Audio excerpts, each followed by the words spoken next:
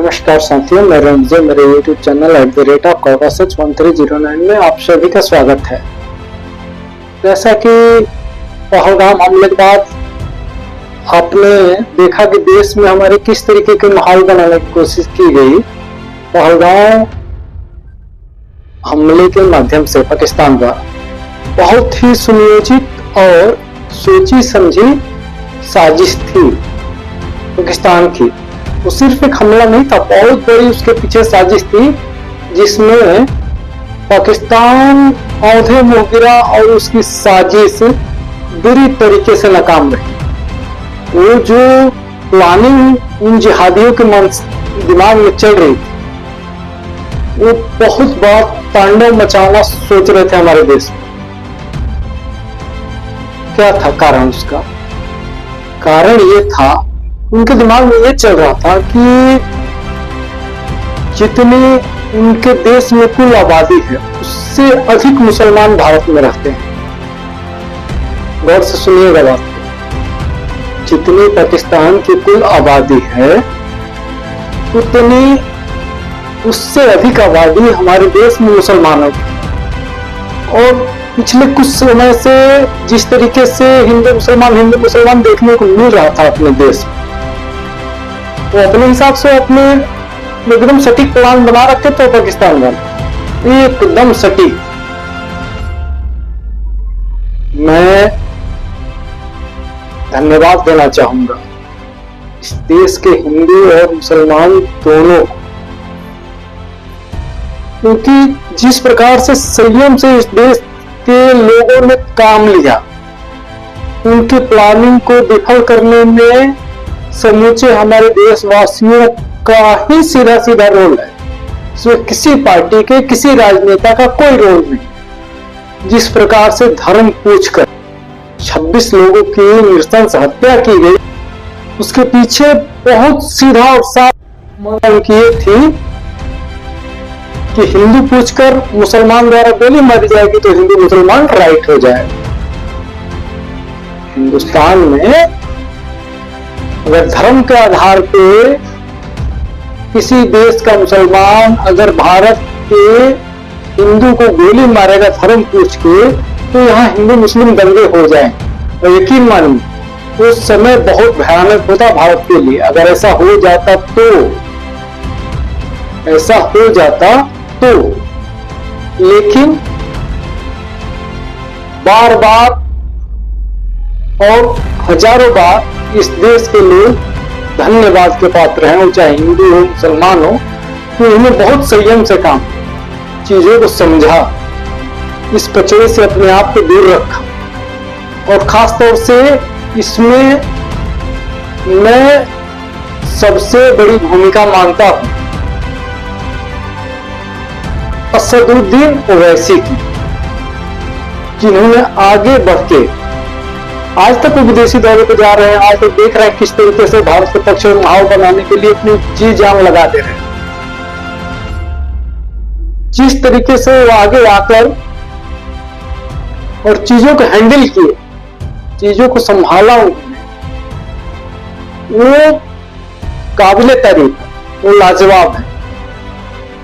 यहाँ बात बात पे देश के मुसलमानों को छोटी मोटी टीवी डिबेट होती है, छोटे से बड़े नेता वहां पहुंचते हैं डिबेट में, और छोटी सी कोई बात हो जाती है, आपसी घरेलू भाई भाई में विवाद होता है, किसमें विवाद नहीं, कहां विवाद नहीं, तो वो तुरंत पाकिस्तान भेजने लगते हैं। यहाँ के जो तथाकथित कट्टर हिंदूवादी लोग हैं, वो आपसी बात विवाद में दूसरे पक्ष के लोगों को पाकिस्तानी बोलने लगते हैं, पाकिस्तान भेजने लगते हैं। ये बिल्कुल समझ से परे है। मैं शुरू से कहता आया, मेरी पुरानी वीडियो आप उठा के देख लीजिए, कि देश के 90% से अधिक मुसलमान आज भी पूरी तरीके से इस वतन के वफादार हैं, इस वतन की तरक्की में भागीदार हैं।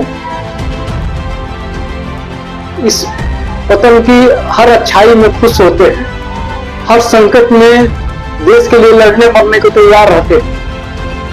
सिर्फ 10% हैं, आज भी मैं उस स्टैंड पे कायम हूं। सिर्फ 10% हैं जो माहौल को खराब करने का काम करते हैं। वो हिंदुओं में भी है, वो 10% हिंदुओं में भी है। ऐसा नहीं कि सारे हिंदू सभी मुसलमानों को पाकिस्तान भेजने लगते हैं, ऐसा बिल्कुल नहीं है। लेकिन 10% हिंदुओं में भी है कि बिना किसी सोचे समझे, आज देखिए इस भारत के हिंदू मुसलमान ने एक दुनिया के सामने कैसी मिसाल रखी। ये सिर्फ इससे पाकिस्तान को झटका नहीं लगा है। मुझे नहीं लगता कि पाकिस्तान के लोगों में भूख से तो खुद पीड़ित है, परेशान है, अपनी गरीबी से तबाह है। उनके पास प्लानिंग बनाने के लिए पेट भरा होगा ना, तभी कोई योजना बना सकते हैं। तो वो तो खुद ही लाचार बेचारे हैं। इसमें चीन की बहुत बड़ी भूमिका थी। साकिर चीन है, चीन के माध्यम से पाकिस्तान द्वारा ये प्लानिंग रची गई थी कि भारत के हिंदू मुसलमान को ऐसा प्लानिंग रखे कि आपस में ही लड़ मर के मर जाए, हमें कुछ एक्स्ट्रा ना करने पड़े। वह ठीक इसके विपरीत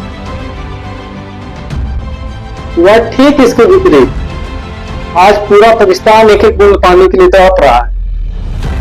अभी हम तो जो किए ही हैं, अफगानिस्तान में पानी रोकने की बात कर रहा है। अब चलो संभालो उसको। आप खंड खंड में टूटोगे 6 महीने के अंदर। पाकिस्तान का हश्र होने वाला है, खंड खंड में टूटेगा सिर्फ 6 महीने के अंदर। बलूचिस्तान, खैबर पख्तूनख्वा, सिंध, पंजाब, ये सब टुकड़े टुकड़े में विभाजित होगा। 4 अलग होगा, 5वां पाकिस्तान बस वही बच जाए, 1-2 करोड़ की आबादी वाला पाकिस्तान। बाकी सब अलग हो जाएंगे। क्योंकि हो सकता है आगे आने वाले दिनों में हमारे देश से बोला जाए कि अगर पाकिस्तान से सेपरेट आप अपने आप को करते हो तो आपको न राशन की दिक्कत होगी, न पानी की दिक्कत होगी, न किसी प्रकार से कोई व्यवस्था में आपकी कमी आएगी। आप उससे अलग करो, बस गिने चुने जो आतंकवादी है वही रह जाएंगे अपना एक देश बना के, जिसको एक बार में नष्ट कर दिया जाएगा। काम खत्म, पाकिस्तान का काम तमाम। जो पाकिस्तान के अच्छे लोग हैं, वहां के अच्छे नागरिक हैं, वो अपना जिए हंसी खुशी की जिंदगी। इससे हिंदुस्तान को क्या दिक्कत हो रही है? एक पैसे की परेशानी नहीं, क्या परेशानी भाई? आप अपने घर में सुरक्षित रहो, हंसी खुशी रहो, हम भी यही चाहते हैं। लेकिन हमें रुलाकर आप हंस नहीं सकते। अगर यहाँ दिक्कत दोगे तो बहुत बड़ा खमियाजा इसका जैसे पहले भी भुगतना पड़ा है, अब भी भुगतना पड़ेगा। इन्हीं शब्दों के साथ मैं अपनी बात को समाप्त करता हूँ। जय हिंद, जय भारत।